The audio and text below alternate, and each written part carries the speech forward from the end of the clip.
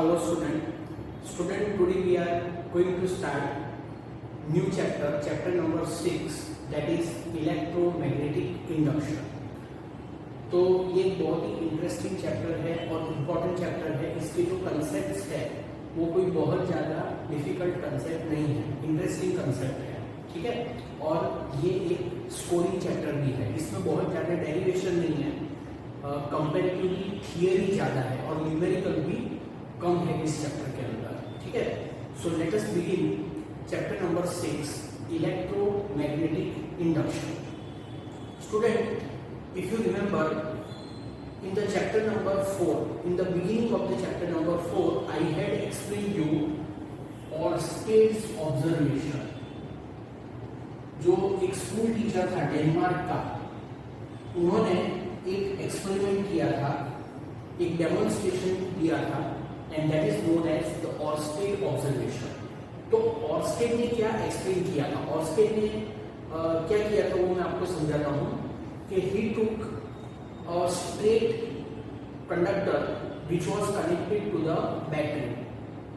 Parallel to that conductor, a magnetic needle was arranged. He found that when the current is passed through that straight conductor, then the alignment of the needle, magnetic needle, becomes perpendicular to the length of the conductor. And from that experiment, he said that a current carrying conductor produces a magnetic field in its surrounding. अगर कोई current carrying conductor है तो उसके surrounding में magnetic field produce होता है, ठीक है. अच्छा, अब हमने इलेक्ट्रिसिटी के चैप्टर स्टडी किए, मैग्नेटिज्म का चैप्टर हमने स्टडी किया. So there are two branches, one is known as electricity and the second one is known as the magnetism. Initially in 18s मतलब कि 1800 एंड जो 18th सेंचुरी थी, ठीक है, वो 18th सेंचुरी के अंदर साइंटिस्ट लोग क्या बिलीव करते थे कि electricity and magnetism are the unrelated branches, they are the non related branches. मतलब इलेक्ट्रिसिटी और मैग्नेटिज्म में कोई भी कनेक्शन नहीं है. But after the different demonstration given by the different scientists like Ørsted, Faraday, Biot-Savart, etc., it was found that the electricity and magnetism are not unrelated branches but they are interrelated branches. ये जो दो branches है वो दोनों branches एक दूसरे से related है. समझ में आया? ओके. सो ये जो हमारे साइंटिस्ट है, ऑर्स्टेड नाम के साइंटिस्ट, इन्होंने जो एक्सपेरिमेंट किया था Oersted observation. So Oersted observation में उन्होंने क्या प्रूव किया, उन्होंने प्रूव किया that if there is a current carrying conductor then it produces a magnetic field. Oersted observation क्या है? Current carrying conductor produces magnetic field. बराबर. अब करंट क्या होता है? Current is nothing but the motion of charge. तो हम ऐसा बोलते हैं, बोल सकते हैं कि moving charge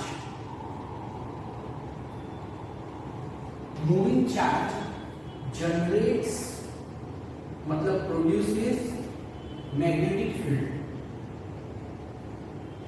moving charge produces magnetic field, right. तो जो साइंटिस्ट थे, अलग अलग कंट्रीज के जो साइंटिस्ट थे, वो लोग ऐसा सोचने लगे कि कैन अ मूविंग, वो लोग सोचने लगे कि can a moving magnet produces electric current. बराबर. Scientist was thinking in this direction. उनको पता था कि अगर कोई चार्ज मूविंग है, moving charge produces magnetic field, अगर चार्ज मोशन में है तो वो मैग्नेटिक फील्ड प्रोड्यूस करता है। तो अगर कोई मैग्नेट मोशन में है तो क्या वो इलेक्ट्रिक करंट प्रोड्यूस कर सकता है, क्या वो मूविंग चार्ज प्रोड्यूस कर सकता है? So scientist were thinking in this direction and the different scientist of the different countries were doing the experiment in this direction. तो उसमें दो साइंटिस्ट थे। एक साइंटिस्ट था माइकल फेराडे ऑफ इंग्लैंड, एक इंग्लैंड का एक साइंटिस्ट था जिनका नाम था Michael Faraday.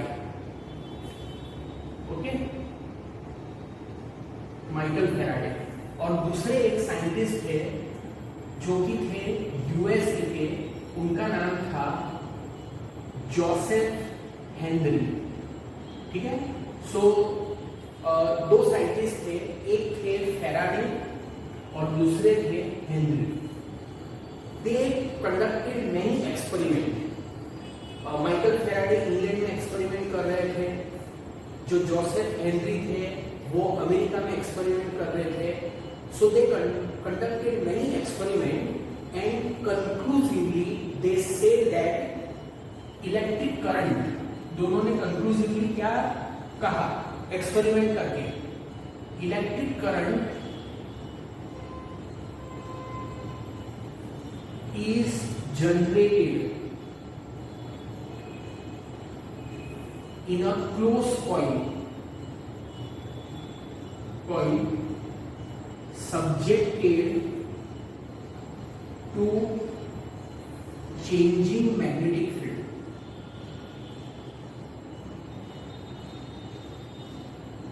Changing magnetic field. क्या कहा उन्होंने? इलेक्ट्रिक करंट इज जनरेटेड उसके जगह पर मैं एक दूसरा वर्ड यूज करता हूं, इंड्यूस। ठीक है, दोनों का मीनिंग एक ही है, बट आगे जाके हम ये इंड्यूस वर्ड फ्रीक्वेंटली यूज करने वाले हैं। तो इंड्यूस मतलब क्या? इंड्यूस मतलब अपने आप प्रोड्यूस होना। इस बात को याद रखना, इंड्यूस मतलब अपने आप प्रोड्यूस होना। मैं आपको समझाता हूं। Electric current is induced in a closed coil subjected to changing magnetic field. Student look, suppose there is a closed coil, एक सिंपल कॉइल है। आपके घर में अगर कोई भी कंडक्टिंग वायर है तो कंडक्टिंग वायर की एक ऐसी रिंग बना दो। So it is like that. So there is a conducting coil. This conducting coil is kept in a magnetic field, उसको मैग्नेटिक फील्ड में रखा है। ठीक है, तो ये मैग्नेटिक फील्ड है, this is a magnetic field and this magnetic field is changing, it is subjected to changing magnetic field. इसका मतलब कि इस मैग्नेटिक फील्ड का जो मैग्नीट्यूड है वो चेंज कर दो। ठीक है, सो when the magnitude of this magnetic field is change, तो क्या होगा? Current is induced in the coil.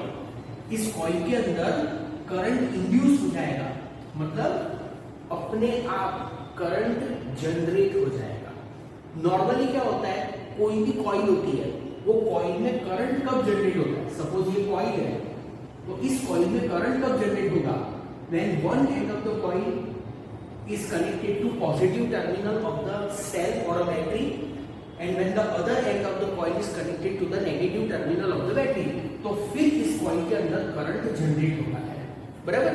पर यहां पर इस कॉइल के अंदर, कॉइल के साथ कोई भी बैटरी कनेक्टेड नहीं है और फिर भी इस कॉइल के अंदर करंट जनरेट होता है, करंट अपने आप प्रोड्यूस होता है।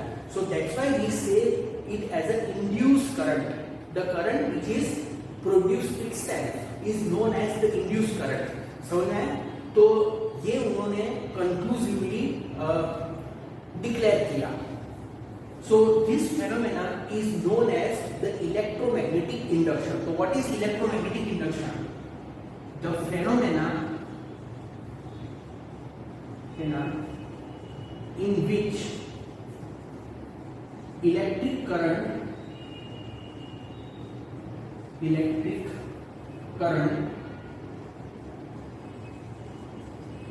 is generated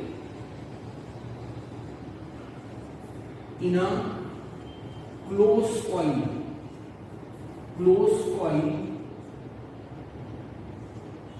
subjected to varying magnetic, varying लिखो, changing लिखो, कोई फर्क नहीं पड़ता है, varying magnetic field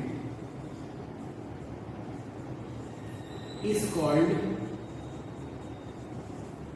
electromagnetic induction.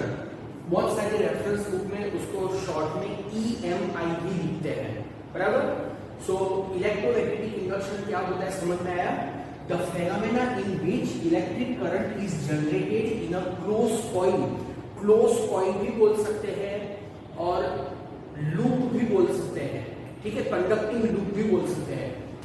Close coil subjected to varying और changing magnetic field is called electromagnetic induction. तो ये उन्होंने डिस्कवर किया, माइकल फैराडे ने और जोसेफ हेनरी ने मिलके, बराबर, मतलब दोनों ने अपने अपने कंट्री में एक्सपेरिमेंट किए और फिर उन्होंने ये डिस्कवर किया। Okay, after doing this discovery they made it public. उन्होंने लोगों को बताया, ठीक है, जो अलग अलग देश के जो साइंटिस्ट थे उनको ये बात बताई कि if there is a coil, if there is a closed coil, look, suppose there is a closed coil and if a magnet is moving relative to that closed coil, ये magnet है, suppose this is the north pole and this is the south pole and this is the coil, बराबर। coil कैसे है? coil is perpendicular to the plane of the board, मतलब coil ऐसे है, ठीक है। So they demonstrated publicly, लोगों को उन्होंने दिखाया कि when a bar magnet is moving towards the coil, then the electric current is induced in the coil। ये जो coil है, इस coil के अंदर अपने आप करंट प्रोड्यूस हो जाता है, इसके साथ कोई भी बैटरी कनेक्ट करने की जरूरत नहीं है। Somebody asked them, किसी ने पब्लिक में से, ऑडियंस में से किसी ने पूछा, क्या पूछा कि what is the use of it, इसका क्या यूज है? कि अगर कोई मैग्नेट कॉइल के रिस्पेक्ट में मूव करता है तो वो कॉइल के अंदर अपने आप करंट प्रोड्यूस हो जाता है, इसका क्या यूज है? तो उसके ऊपर माइकल फैराडे ने कहा, माइकल फैराडे ने एक क्वेश्चन पूछा, what is the use of a new born baby, जिसका अभी बर्थ हुआ है, वो न्यू बॉर्न बेबी का क्या यूज है? ओके स्टूडेंट, उनका कहने का इंटेंशन क्या था कि जो न्यू बॉर्न बेबी होता है, एक बच्चा जो जन्म लेता है, उसका क्या यूज होता है? वो तो अपने आप कुछ कर भी नहीं सकता है, बराबर। बट अगर आप उसका प्रॉपरली नर्चरिंग करो तो फिर आप उसको एक महान साइंटिस्ट बना सकते हो, आप उसको एक बहुत अच्छा डॉक्टर बना सकते हो, आप उसको एक इंजीनियर बना सकते हो, आप उसको एक क्रिकेटर बना सकते हो, एक पॉलिटिकल लीडर बना सकते हो, एक टीचर बना सकते हो, एक आर्टिस्ट बना सकते हो, ठीक है, एक राइटर बना सकते हो, पोएट बना सकते हो, मतलब जैसा आप चाहो उसको आप डेवलप कर सकते हो, ठीक है। उनका कहने का मतलब ये था कि we have discovered this phenomena, आप चाहो इसका जैसे यूज कर सकते हो, उनका कहने का पर्पस ये था। And student, this was proved to be the milestone in the history of a technology. मैं आपको एक बात बताता हूँ कि आजकल हम जितने भी इलेक्ट्रिसिटी के इंस्ट्रूमेंट्स देखते हैं, उस इंस्ट्रूमेंट के अंदर जनरली एक मोटर होती है, बराबर, कॉइल होती है, उसके अंदर एक मोटर होती है which generates the electricity. For an example, जो डायनेमो होता है, हर व्हीकल के अंदर एक डायनेमो होता है जो इलेक्ट्रिसिटी प्रोड्यूस करता है, ठीक है। और इवन जो इलेक्ट्रिसिटी प्रोड्यूस होती है, कहाँ पर प्रोड्यूस होती है? पावर स्टेशन पे प्रोड्यूस होती है। तो how the electricity is produce in the power station?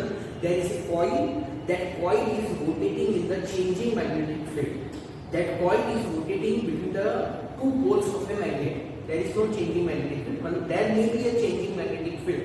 Either a magnet can be rotated and coil will be a stationary, or coil will be rotating and magnet will be stationary. तो दोनों situation possible है.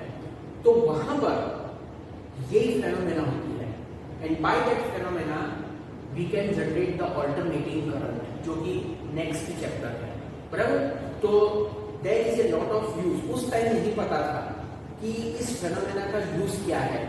ये कब की बात है, ये 1830 की बात है, मतलब कि आज से ऑलमोस्ट कितने साल हुए, 190 इयर्स बैक उन्होंने ये डिस्कवर किया था, बराबर. तो उन्होंने जो कहा कि what is the use of A newborn baby, उनका कहने का मतलब है कि ये जो डिस्कवरी है, ये डिस्कवरी का आप जैसे भी चाहो यूज कर सकते हो, बराबर. तो फिर उसके बाद अलग अलग साइंटिस्ट ने इस फेनोमेना का यूज करके बहुत सारे नए नए प्रिंसिपल्स डिस्कवर किए. उन्होंने नए नए इंस्ट्रूमेंट्स डिजाइन किए based on the phenomena of electromagnetic induction. Okay,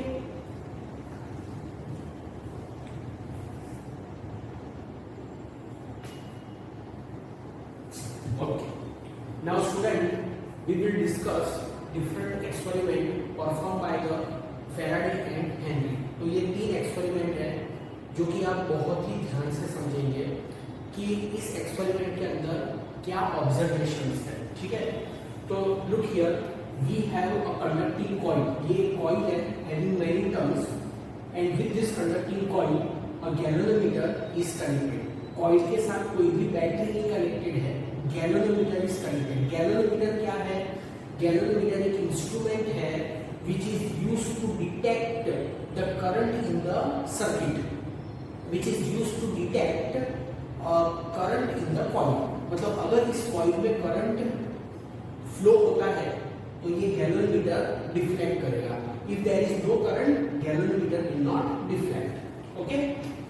Now along the axis of the coil, a bar magnet is placed. ठीक है. This is the north pole of a paramagnet, south pole of a paramagnet, and as you can see that the north pole of a paramagnet is closer to the coil. These are the magnetic field lines which are produced by this bar magnet. बराबर? Okay. So here in the experiment, scientists Faraday and Henry found that when the bar magnet is moving towards the coil, then the galvanometer shows deflection on one side. Okay, student आप लोगों ने galvanometer जो है वो instrument नहीं देखा है, but galvanometer जो होता है उसमें एक डायल होता है.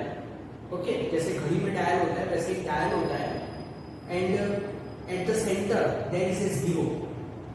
On the one side of zero there are marking from 0 to 30, and on other side there are marking from 0 to 30. मतलब दोनों साइड 0 to 30 के मार्किंग होते हैं, ठीक है.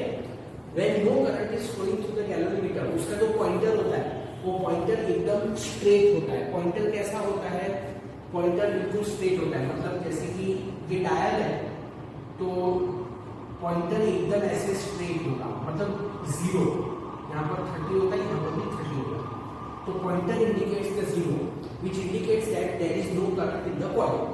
So when the bar magnet start moving towards the coil, then there is a deflection in the galvanometer on one side. So now, which indicates the presence of electric current in the coil. So electric current is invisible, वो थोड़ी हमको दिखने वाला है. तो electric current flow हो रहा है कॉइल में, ये मैग्नेट के मूव होने से इस कॉइल में करंट फ्लो हो रहा है, वो हमको कैसे पता चलेगा? इस गैल्वेनोमीटर के थ्रू पता चलेगा. समझना है? गैल्वेनोमीटर का डिफ्लेक्शन हमको बताएगा कि there is a current. Is that clear? Okay. So when the bar magnet is moving towards the coil with a north pole closer to the coil, then the galvanometer shows deflection on one side, suppose on left side. Is that clear? When the bar magnet moves away from the coil, then the deflection of the pointer is on the either side. Deflection of the pointer is on the right side.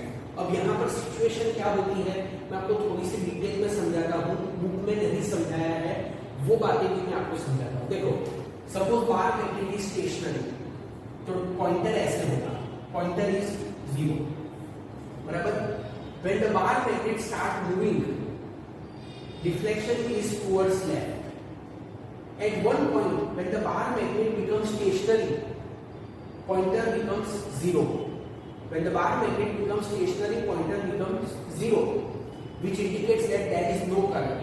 And when the bar magnet moves in the opposite direction, galvanometer shows deflection on the other side. Is that clear? ठीक है. तो ये मैं आपको यहाँ पर लिख के बता देता हूँ कि suppose north pole move towards the coil, तो डिफ्लेक्शन जो है ये 0 है, this is 0. Suppose deflection is towards left, बराबर. When the bar magnet moves away from the coil, तो उस सिचुएशन में डिफ्लेक्शन कैसा होगा? Deflection will be on the either side. Is that clear? Here bar magnet is moving.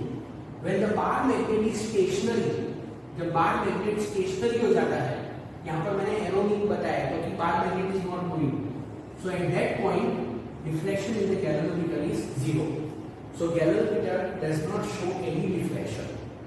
समझ में आया? Now suppose instead of north pole, if the south pole is facing the bar magnet, मतलब कि अगर south pole है, south pole is facing the magnet and if the bar magnet is moving towards the coil, तो फिर deflection कौन से direction में होगा? Deflection will be completely opposite to all this cases. Means when the south pole is moving towards the coil, deflection will be in this direction.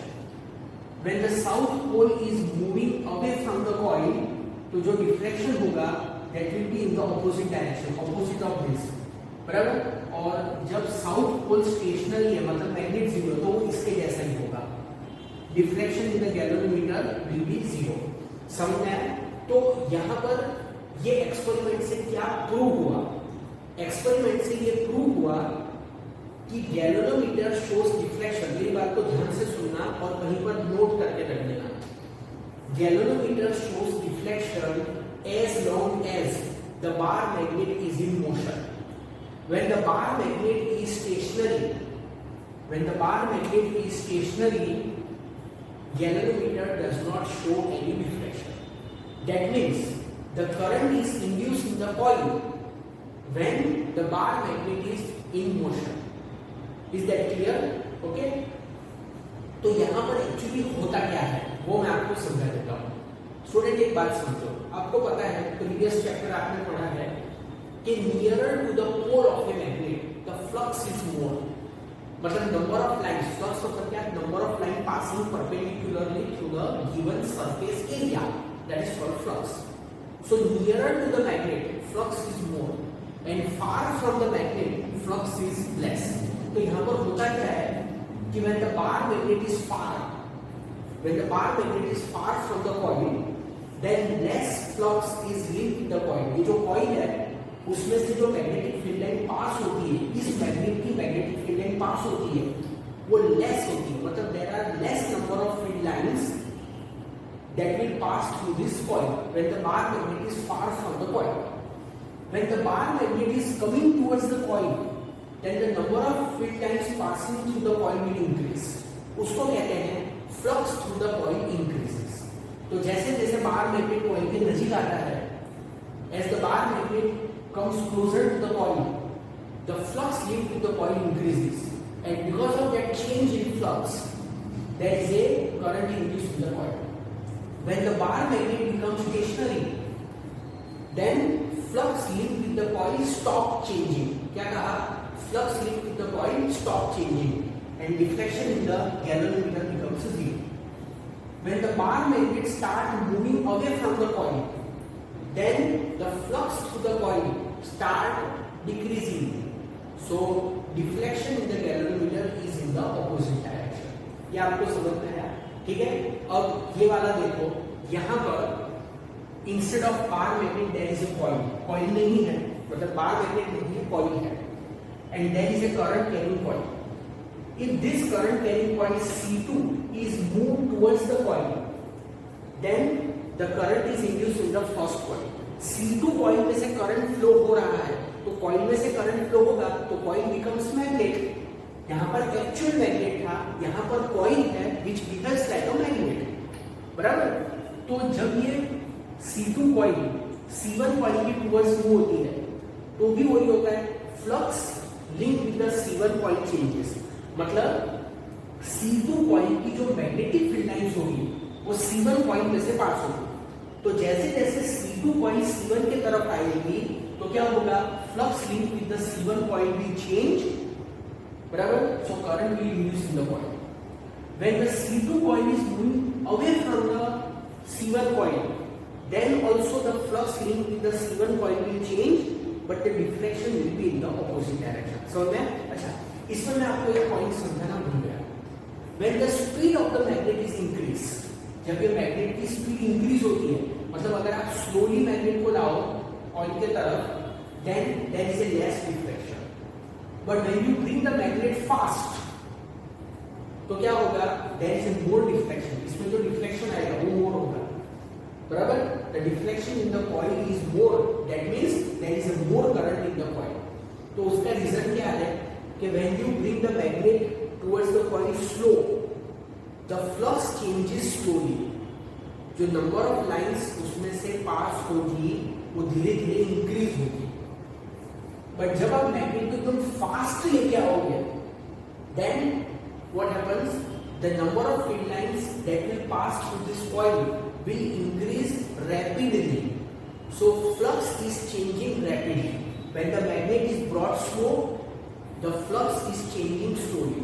When the magnet is brought fast, the flux is changing rapidly. So when the flux changes slowly, current is less.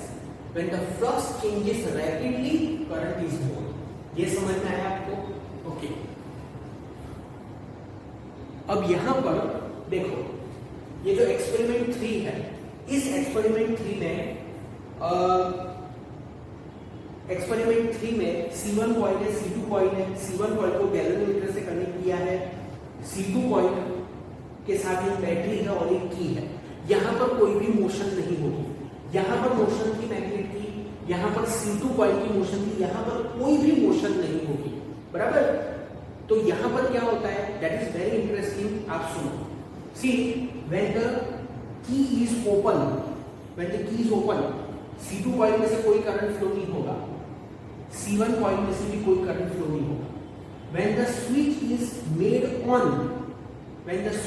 made on, galvanometer shows momentary deflection in one direction. जैसे switch को on किया, जिस time पर on हुआ, कैसा होगा galvanometer? Zero deflection, ऐसा हो जाएगा। So now, after the switch is closed, continuous current is passing, but galvanometer is showing zero deflection. When the switch is open, close कर देना, open करो. At the time when we open the key, galvanometer again shows momentary deflection in the opposite direction. मतलब galvanometer shows deflection. C1 coil के साथ galvanometer जो है वो deflection show करता है मोमेंटरीली, मतलब एक शॉर्ट टाइम के लिए, इन the opposite direction when the switch is made on end of. तो इसके ऊपर से वो साइंटिस्ट ने ऐसा कहा कि relative motion is not an absolute requirement. यहां पर मोशन थी, उसके वजह से करंट इंड्यूस होता था। यहां पर C2 कॉइल की मोशन थी, उसके वजह से करंट इंड्यूस होता है। पर रिलेटिव मोशन कोई एब्सोल्यूट रिक्वायरमेंट नहीं है, मतलब रिलेटिव मोशन की वजह से ही करंट इंड्यूस होता है, ऐसा नहीं है, बराबर। What is the absolute requirement? क्या जरूरी है? Change in flux is required. देखो, जब ये की ओपन है, इसमें करंट जीरो है, इसका मैग्नेटिक फील्ड नहीं होगा, तो इसमें से मैग्नेटिक फील्ड लाइन पास नहीं होगी। बट जैसे ही की को हम ऑन करेंगे तो इसमें से करंट फ्लो होगा, इसमें मैग्नेटिक फील्ड प्रोड्यूस होगा और वो मैग्नेटिक फील्ड की फील्ड लाइन इसमें से पास होगी। So flux of this coil will link with this coil. So earlier there was zero flux जब करंट नहीं था, जैसे ही स्विच ऑन करिए इसमें से करंट फ्लो करने लगेगा, so there is change in flux, so there is a momentary current. इसको हम कंटिन्यूअसली बंद करके रखेंगे तो इसमें से करंट फ्लो हो रहा है, इसमें से मैग्नेटिक फील्ड लाइन पास हो रही है, इसकी फील्ड लाइन इसमें से पास हो रही है, but there is no change in flux, so no current is there. तो करंट मोमेंटरी मिलेगा और फिर जीरो हो जाएगा। When you open the switch, जब इस स्विच को आप ओपन करोगे, there is a change of current from maximum to zero. जब ऑन थी, क्लोज थी, करंट फ्लो हो रहा था, स्विच को आपने बंद कर दिया, मतलब स्विच को ओपन कर दिया, तो इसमें करंट मैक्सिमम से जीरो हो जाएगा, तो इसमें जो फ्लक्स है वो भी मैक्सिमम से जीरो हो जाएगा, बराबर। तो there is a momentary current in the galvanometer at the time of on and off. So absolute relative motion is not an absolute requirement. What is the absolute requirement? बस flux change होना चाहिए, ठीक है।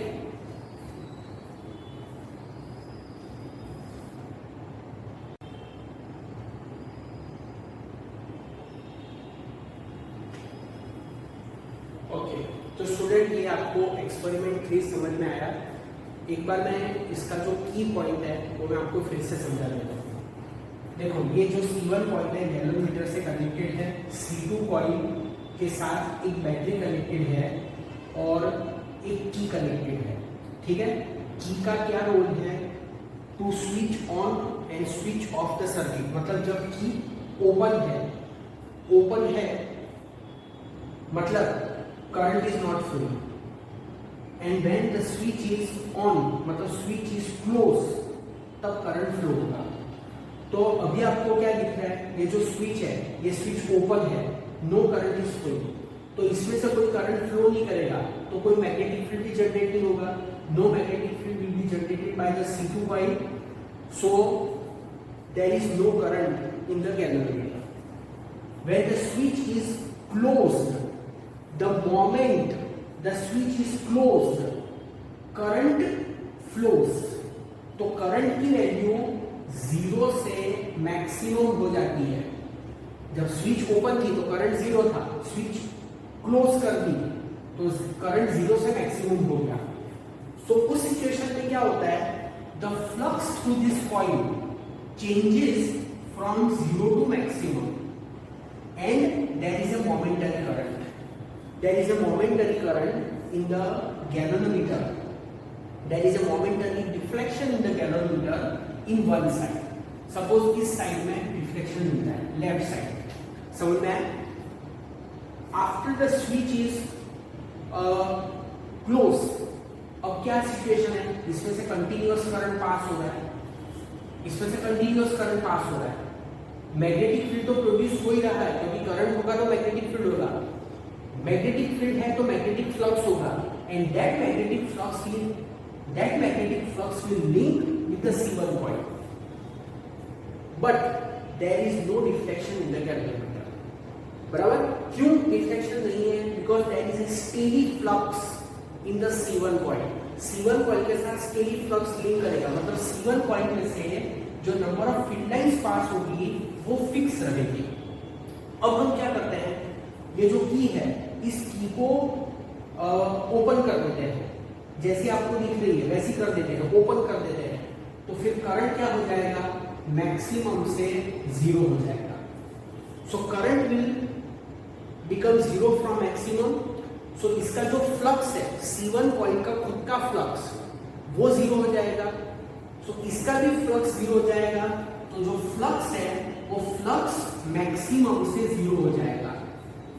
So again there will be a momentary deflection in the galvanometer, there will be a momentary current flowing in the C1 coil. तो C1 coil में current flow कब होता है? एक तो C1 coil में करंट मोमेंटरी फ्लो होता है, कंटिन्यूअस करंट फ्लो नहीं होता है। There is a momentary deflection in the C1 coil.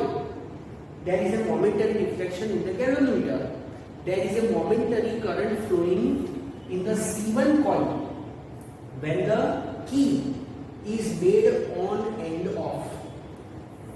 The deflection in the galvanometer in the C1 coil is in the opposite direction when the switch is made on and off, मतलब जब switch को on किया मतलब बंद किया, close किया, तो suppose deflection towards right है, तो स्विच को ओपन किया, ऑफ किया, तो deflection will be in the opposite direction. समझ में आया?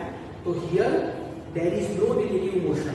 तो फैराडे ने और जो दूसरे साइंटिस्ट थे हेनरी, उन्होंने क्या कहा कि relative motion is not an absolute requirement, मतलब रिलेटिव मोशन ही होना जरूरी है to induce the current in the coil. बराबर? ऐसा नहीं है। What is the important requirement, what is the absolute requirement, क्या सबसे ज्यादा जरूरी है? The change in flux is important. तो जो तीनों एक्सपेरिमेंट है ना, एक्सपेरिमेंट 1, एक्सपेरिमेंट 2 और एक्सपेरिमेंट 3, वो तीनों में there is a change in flux in the coil. जो एक्सपेरिमेंट 1 में कॉइल थी, उसमें there was a change in flux when the bar magnet was moving towards the coil and away from the coil. यहाँ पर भी जब C2 coil towards the C1 coil move होती है, away from the C1 coil move होती है, there also there is a change in flux. यहाँ पर भी जब हम स्विच को ऑन एंड ऑफ करते हैं, that time also there is a change in flux in the C1 coil. So इससे क्या प्रूव होता है? मेरी बात को ध्यान से सुनना। Whenever there is a change in magnetic flux linked with the coil, the current is induced in the coil, and that current is known as induced current. That current is known as what? Induced current, generated itself. So now phenomena is known as electromagnetic induction. ठीक है। अब यहाँ पर हमको एक concept समझना है, magnetic flux already हमने समझा हुआ है, तो इन चैप्टर में फिर भी समझते हैं। So that there is a surface. The area of the surface is A. This surface is kept in a uniform magnetic field. Here, the inclination of the surface is such that the area vector of the coil, आपको पता है कि area vector of the coil नहीं है, sorry, surface है. The area vector of the surface is always normal to the surface. So here, the area vector of the surface makes an angle theta with the direction of magnetic field. So here, the flux linked with this surface phi b is what? Vector b dot vector a. Either you write vector b dot vector a or vector a dot vector b, doesn't make any difference, because vector product, sorry, scalar product of two vector, dot product of two vector is commutative. ठीक है? ये तो मैंने आपको ऐसे ही बता दिया। समझ में आया? So when the plane surface is kept in a uniform magnetic field, the magnetic flux linked with that surface is given by this. इसको आप ऐसे भी लिख सकते हो, phi b equal to a b cos theta. Is that clear? अब situation है कि there is a curve surface. Suppose थोड़ी सी फिगर टेक्स्टबुक के जैसी बनाता हूँ। Suppose there is a curve surface. एक कर्व सरफेस है।